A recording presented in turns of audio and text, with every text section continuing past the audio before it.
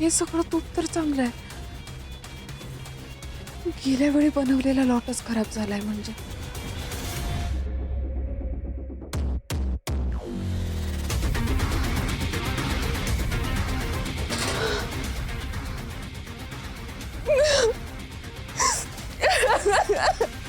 Arya madam. हो.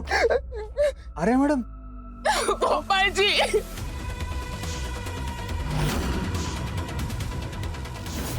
मला माहिती होतं हे सगळं असंच घडणार. याच साठी केला होता अट्टहास.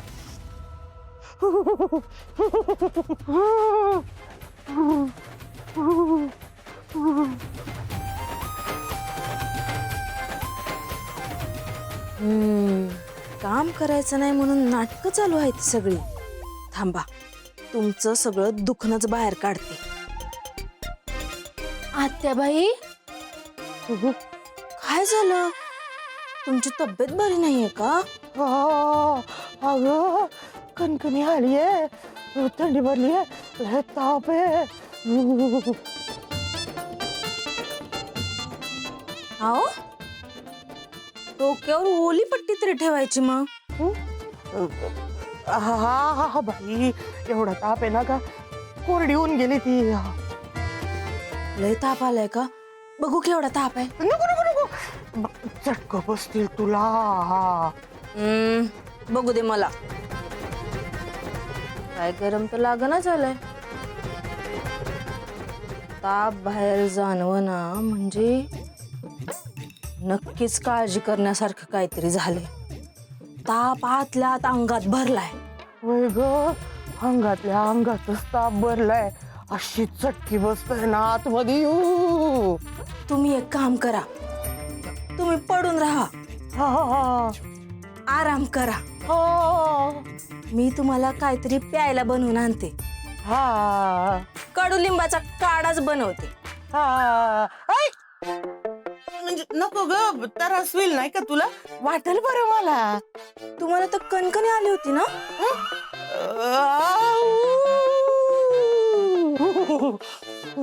लय कणकणी आली आहे, ताप भरलाय. पण नको ग, तुला कशाला उगी त्रास, वाटेल बरं मला. असं कसं काय न करता वाटेल बरं? एवढा ताप अंगात आहे. हा ताप अंगातून जर डोक्यात गेला तर माणूस मरतो. आणि तुम्हीच म्हणता ना मी तुमचा लय छळ करते. आज मी माझ्या लाडक्या सासूची सेवा करणार आहे. चांगला कडुलिंबाचा काढा करून आणणार आहे. तुम्ही पडून राहा, आणतेच मी. नको ग, आलेच पडून राहा. अगं ये बाई, लाली काढायचं नाव खाली काय मला प्यायला देणार आहे काय माहिती. आर्या मॅडम शांत बसा. शांत व्हा. थांबा, मी पाणी आणतो. थांबा. हे पाणी घ्या. पाणी घ्या रे तुम्ही. पाणी घ्या. हा, आता बोला काय झालं? गोपाळजी, आता आपण यावेळी मार्केटमध्ये तुपाचे डबे पाठवले होते ना, त्या सगळ्यातलं तूप नासलंय अहो. आणि ज्या ज्या लोकांनी ते डबे विकत घेतलेत ना, सगळ्यांनी माघारी पाठवलेत. म्हणजे बघा ना, आता आपलं ब्रँडचं नाव किती खराब होईल यातून. गोपाळजी, मला खूप टेन्शन आलं. आणि या सगळ्यातून माझी स्वप्न कशी पूर्ण होतील गोपाळजी? तुम्ही रडू नका, शांत व्हा बरं. गोपाळजी, मी कसं शांत बसू? तुम्ही बघा ना, या डब्याला बघा किती घाणेरडा वास येतोय. हो ना गोपाळजी, काही कळतच नाही हे कसं काय खराब झालंय सगळं. आत्ता सुरू केलेला बिझनेस आहे, मार्केटमध्ये केवढी बदनामी झाली असेल. आणि हे असं सुरू राहिलं तर माझा बिझनेस कसा ग्रो होणार गोपाळजी? अरे मॅडम, तुम्ही रडू नका, शांत व्हा बरं आधी. मला कळतंय तुम्ही हे सगळं नसेल केलं, कारण तुम्ही तूप बनवताना किती मन लावून तूप बनवता मला माहिती आहे. तुमच्या हातून अजिबात भेसळ होणार नाही, चुकीचं काहीच घडणार नाही. पण तरी कसं काय हे? एक्झॅक्टली, मला पण तेच कळत नाहीये की हे कसं झालं, काय काय चुकलं हेच कळत नाहीये मला. हे बाकीचं तूप नीट आहे का? हो, हे सगळे डबे व्यवस्थित आहेत. मला असं वाटतंय हे घरात नसेल झालं. जर का घरात झालं असतं तर तुम्हाला कळलं असतं. ही माल इथून बाहेर गेल्यानंतर किंवा मार्केटमध्ये गेल्यानंतर काहीतरी झालं असेल म्हणजे असं.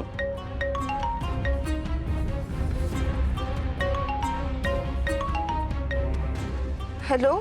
अरे मॅडम बोलताय का? हा बोला ना. हे बघा, तुम्ही जिथे मला तूप पाठवलंय का नाही, मी ती परत पाठवलंय. अहो एकदम घाण आहे तूप तुमचं. उभ्या आयुष्यात एवढं घाण तूप बघितलं नाही मी. इथं बघा, ही माझी गिराईक भांडायला लागली ती. अहो सर, मला पण कळत नाही तूप अचानक कसं काय खराब झालं. पण काय नाही बघा, ही पैसे कमवण्यासाठी तुम्ही ही भेसळ करायला लागलाय. अहो पैसा आम्ही पण कमवतो की, पण लोकांची जीवाशी आम्ही खेळत नाही. हॅलो हॅलो सर, मलाही खरंच कळत नाहीये हे कसं झालं. म्हणजे मी भेसळ नाही केलेली, ट्रस्ट मी तुमची तरी सुद्धा माफी मागते आणि मी तुम्हाला रिप्लेसमेंट मध्ये डबे पाठवते हवं तर. तुमचं तूप ठेवा तुमच्याकडं, मला माझं पैसे परत द्या. हो सर, मी तुमचे सगळे पैसे माघारी.